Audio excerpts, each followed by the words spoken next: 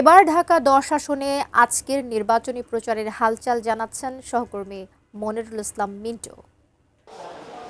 নির্বাচনী প্রচার প্রচারণা আজকের পরে আর মাত্র ৪ দিন সময় বাকি আছে। ফলে একদিকে যেমন প্রচার প্রচারণা, তেমনি কর্মী সমর্থকদের সঙ্গে দফায় দফায় প্রার্থীরা মিটিং করছেন। আমরা রয়েছি ধানের শীষের প্রার্থী শেখ রবিউল আলম, তিনি কর্মী সমর্থকদের সঙ্গে মিটিং করছেন। আমরা তার সঙ্গে একটু কথা বলতে চাই। এবং এই যে ঢাকা ১০ আসন, সেই ১০ আসনটিতে ৩,৮৮,০০০ মতো ভোটার রয়েছে। আমরা একটু রবিবারকে জানতে চাই, এবার আপনি তো এর আগেও নির্বাচন করেছেন, এবারে নির্বাচনটা আপনি আসলে কিভাবে চ্যালেঞ্জ হিসেবে দেখছেন, কতটা চ্যালেঞ্জিং? না, আমি খুব বেশি চ্যালেঞ্জ দেখছি না। গ্রহণযোগ্য নির্বাচন হতে চলেছে। নির্বাচনের চ্যালেঞ্জ এর আগে যেটা ছিল যে মানুষ ভোট দিতে পারতো না, নির্বাচনের পরিবেশটা অবাধ থাকতো না, সব দলের সময় সুযোগ থাকতো না। এবার সেটা আছে, প্রতিষ্ঠিত।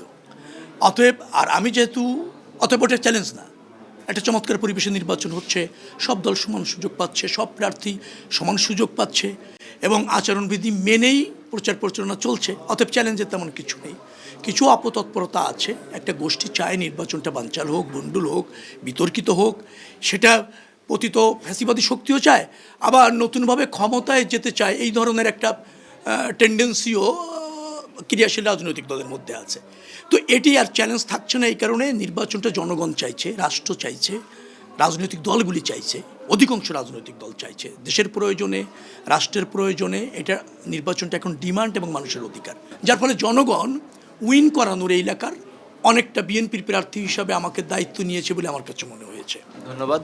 ধানের শীষের শেখ রবিউল আলমের সঙ্গে দাড়িপাল্লার জসীমউদ্দিন সরকার, তারই মূলত প্রতিদ্বন্দ্বিতা হবে। যদিও এখানে ১০ জন প্রার্থী রয়েছে এবং যে কথা বলছিলাম, এখানে ৩,৮৮,০০০ ভোটার, এর মধ্যে পুরুষ ভোটার রয়েছেন 2,04,000-এর কিছু বেশি, বাকিটা নারী ভোটার।